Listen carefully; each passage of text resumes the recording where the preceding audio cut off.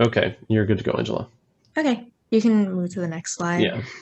So the inputs of glycolysis is glucose and 2 ATP. So when glucose is entered into the pathway, it gets rearranged and two phosphate groups are then attached to it with the help of 2 ATP. And then this creates fructose 1,6 biphosphate. And since this is an unstable sugar, it gets broken down into DHAP and glyceraldehyde 3 phosphate. And then glyceride 3 phosphate is then moved on to the next step. You can just flip the side. Yep.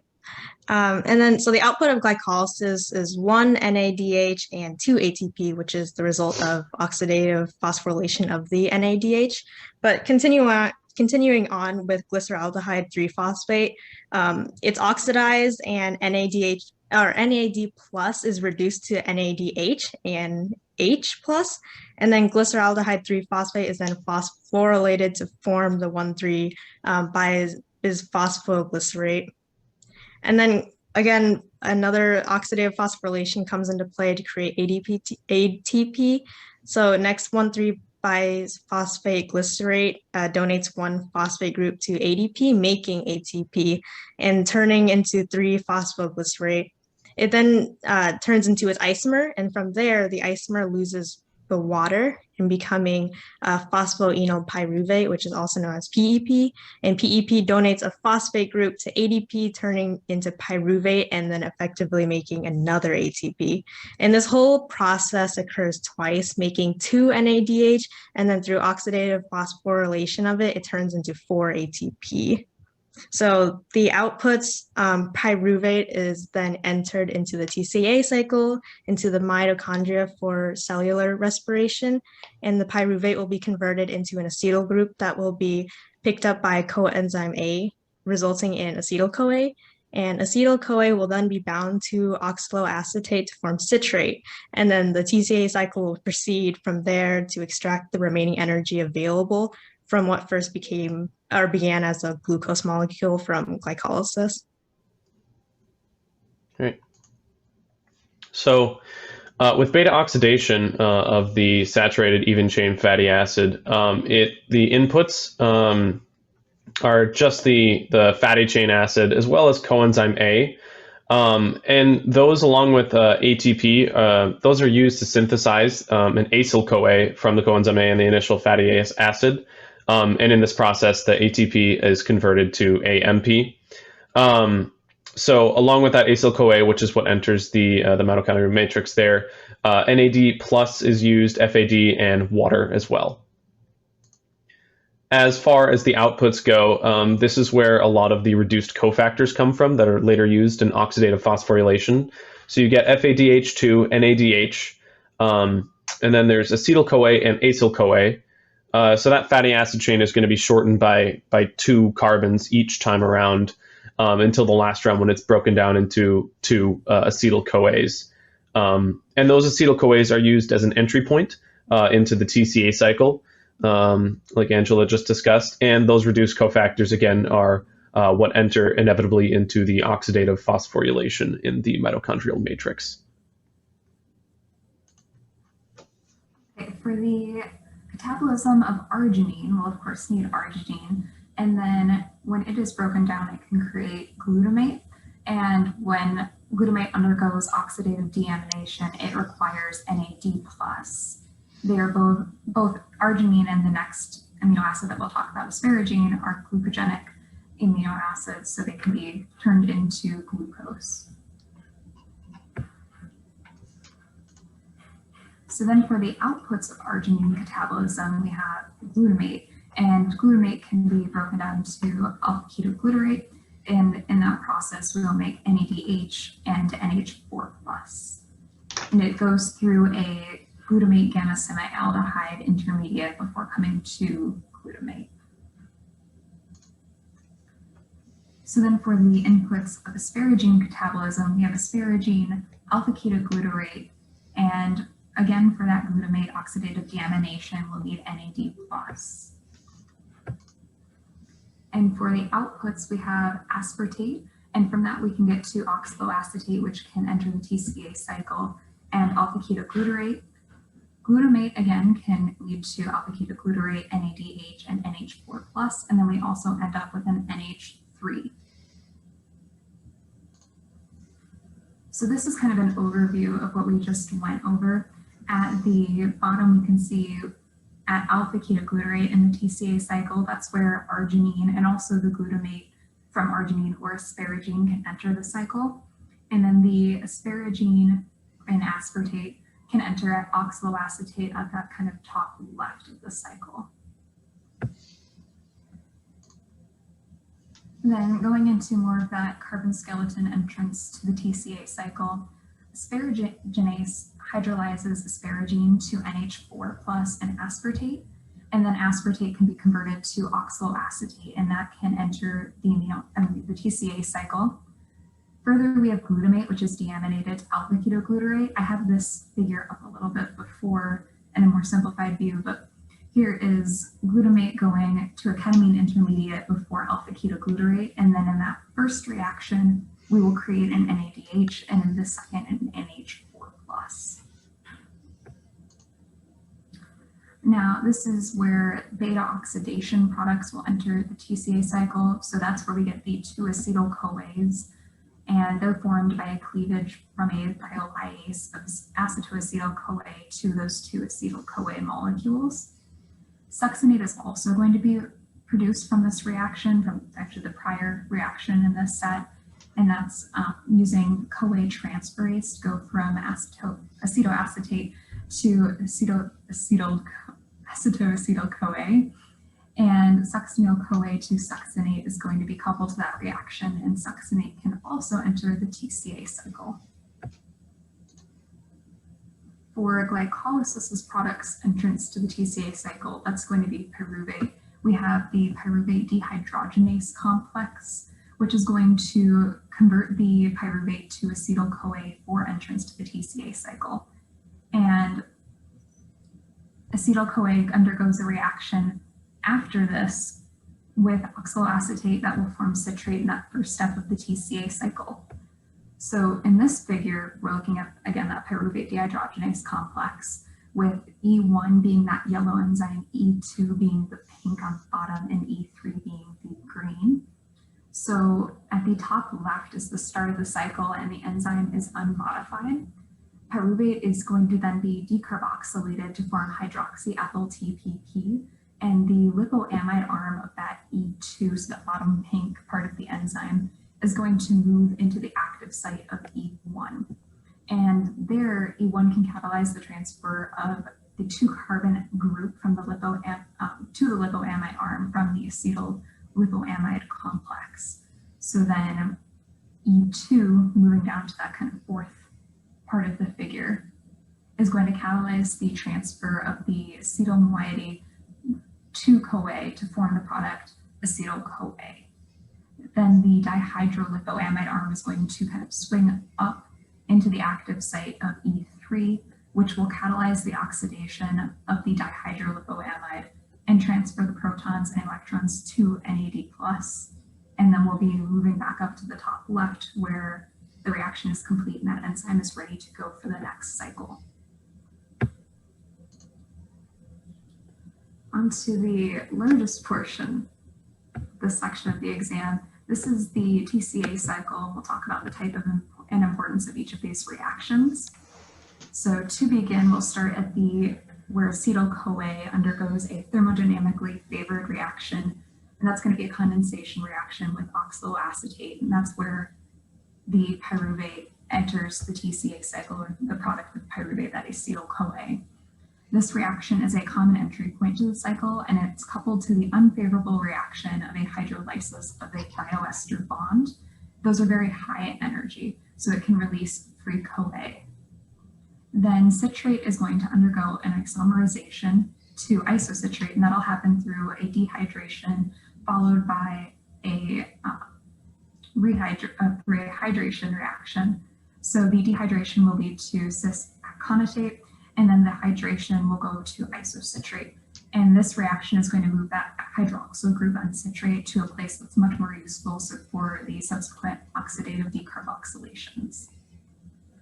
So next in a step that's mainly regulated by ADP and ATP, isocitrate is oxidized and decarboxylated to alpha ketoglutarate.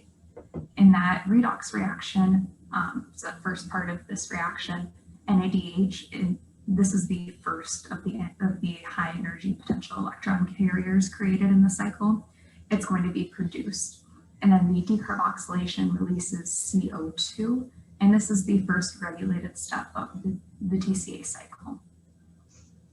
So next we're going on to another oxidative decarboxylation, and that's going to form succinyl-CoA from that alpha ketoglutarate we just created. And that's going to resemble very much the same process of the oxidative decarboxylation of pyruvate that we went through with the pyruvate dehydrogenase complex. So a thioester linkage to CoA, which also has high transfer potential, is going to be formed in this reaction, and the delta G is actually comparable to that of ATP. So this step is the second regulated step, and it is actually the rate limiting step of the cycle, and it's inhibited by its own products. So next, we're going to have a reversible reaction, and a thioester is going to be formed from the thioester formed in the last reaction, is going to be cleaved. And this is a rather one-of-a-kind reaction for the TCA cycle because the cleavage is directly coupled to the phosphorylation of an ADP or GDP molecule, which will result in ATP or GTP, free CoA, and succinate. And then the final three steps of the cycle are going to focus on regeneration of oxaloacetate. So a methylene group on succinate is going to be converted to a carbonyl group in oxaloacetate using an oxidation, then a hydration, and then another oxidation. First, succinate is going to be oxidized to fumarate. An FADH2 molecule is going to be created instead of an NADH molecule here because the free energy change is not large enough to reduce NAD+. And then a stereospecific hydration of fumarate will then lead to L-malate. And malate will be, in the final step, oxidized to reform oxaloacetate. And then another NAD+ will be reduced in a reaction with really positive free energy. And the use of oxaloacetate and NADH, whether it be further in this cycle or in another cycle or process in the cell, is going to drive that reaction.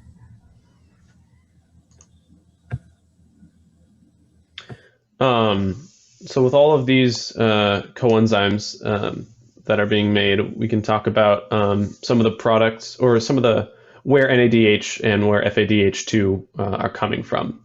And NADH can be produced from glycolysis, the TCA cycle, in beta oxidation in many of those steps. FADH2 usually comes from either excess from the TCA cycle or beta oxidation. These reduced enzymes are usually used in the electron transport chain during oxidative phosphorylation to be converted into ATP. They can also be used for gluconeogenesis. So getting into the electron transport chain, there are four complexes within the mitochondrial membrane that are going to power the transport of protons across the membrane using these four complexes. Complex 1, 3, and 4 are proton pumps, whereas complex 2 it just derives electrons from FADH2 and moves them. Right here, and NADH2 and FADH2 are these electron carriers. Pictured here is complex 1, and you can see that NADH it enters here, and 2 electrons are used, and they move down a series of these iron-sulfur clusters to become attached to the QH2, which was just the coenzyme Q until 2 protons were also added by complex 4. And this process also pumps 4 protons into the inner membrane space from the matrix side, starting that proton gradient being created. For complex 2, FADH2 can bind at that succinate binding site, which is where it can be oxidized. And no protons are pumped across the membrane in this one. However, it does, same as complex 1, create that QH2, which is going to be used in the third complex. So during the third complex, QH2 from the Q pool is used. One of the bound electrons, there were two that were attached to the QH2. One of them attaches itself to cytochrome C in the first half of the Q cycle, and then the other one binds to another Q, forming a semiquinone radical ion. The Q left over is then going to re-enter that Q pool.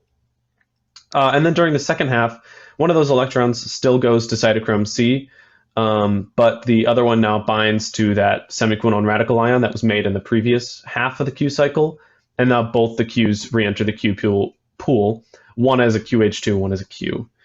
So this occurs twice, and it pumps 2 protons across that membrane per half of the Q cycle. And then in complex 4, the 2 cytochrome C oxidases now containing these electrons move on to complex 4, transfer their electrons to reduce the copper A and copper B groups, which then move to heme A, heme A3, and then to copper B. Those CUA, CUB groups are copper centers. A has 2 copper ions, and B is positioned with 3 histidine and a tyrosine in like an amino acid constellation. The electrons in the iron group in heme A3 and the CUB then form a peroxide bridge with the addition of O2, which is then cleaved by the addition of 2 more electrons from another cytochrome C that would be brought over from complex 3, as well as 2 protons entering the system. This is going to create alcohols on the iron group and the copper group. And then finally, 2 more protons are going to be added, which then signals the release of 2 water and resets complex 4 for another cycle. And so how does all this turn into ATP synthesis? That has to do with ATP synthase, which has a few subunits, but it takes all these protons that have been pumped into the intermembrane space, and now this electrochemical gradient from those pumped protons that's been created, and it harnesses that power to synthesize ATP from ADP and phosphates. Like I said, the ATP synthase has 2 components. The first is the F1 component, which has 3 catalytic beta subunits. That sits inside of the mitochondrial matrix. And F0, which is in the inner mitochondrial membrane, which contains a protein channel where the proteins will interact with the ATP, the protons will interact with the ATP synthase.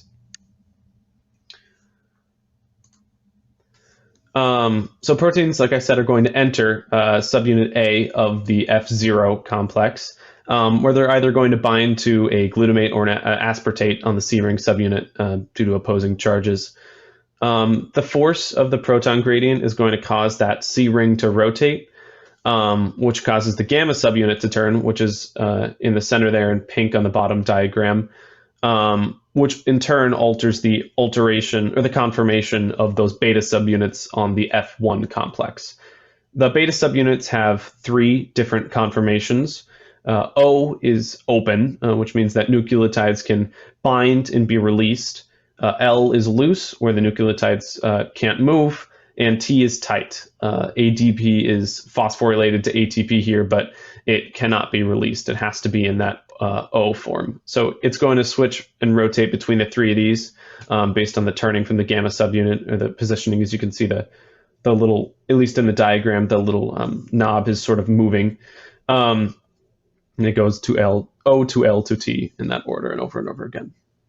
And once the ADP has been phosphorylated back into ATP, that's free within the cell and can be used to power other mechanisms.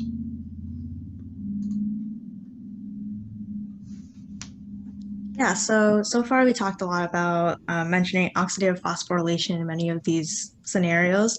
And the rate of oxidative phosphorylation regulates a lot of steps within many cycles. And one would be the conversion of pyruvate to acetyl-CoA in the TCA cycle. And that step depends on the enzyme pyruvate dehydrogenase. dehydrogenase complex. And this complex is dependent on the rate of the oxidative phosphorylation. In a high energy charged cell where there is high concentration of reaction products of NADH, acetyl-CoA, and ATP, pyruvate dehydrogenase complex will be inhibited. More specifically, the acetyl-CoA will inhibit the transacetylase component by binding directly, and the NADH inhibits the dihydrolipol dehydrogenase. And when there's high concentration of 3, it informs the enzyme that the cell has all the energy it needs, or the fatty acids are being degraded to produce acetyl-CoA and NADH. And through this inhibition, it saves the use of glucose because most pyruvate is derived from glucose by glycolysis. And in the opposite scenario of low energy charge, there would be more pyruvate and ADP concentration, which would inhibit the kinase that phosphorylates the pyruvate dehydrogenase complex. And another regulated step in the TCA cycle is conversion of isocitrate to alpha ketoglutarate. And the enzyme that primarily controls this is the enzyme isocitrate dehydrogenase. And isocitrate dehydrogenase, when in high concentrations of ADP and NAD plus and magnesium, it enhances the enzyme's affinity for substrates. But if the concentration of ATP is immediately and relatively high, isocitrate dehydrogenase will be inhibited. And the reaction product NADH also inhibits the enzyme by directly displacing NAD+, which is significant because several steps in the cycle require NAD+ or FAD, which are only abundant when energy charge is low. So in both scenarios of high and low energy charge, the environment of the steps are in are dependent on the concentration of whether there's more of the products of oxidative phosphorylation or its reactants before oxidative phosphorylation. Also, it's important to keep in mind that the inhibition and non-inhibitions depend on the rapid change in the concentration because there's always going to be a ratio of both ADP and NAD plus comparative to ATP and NADH. But when there's a sudden spike or decrease in concentration of either or, that's when the enzyme will react appropriately to either stop or allow the step of the process to continue.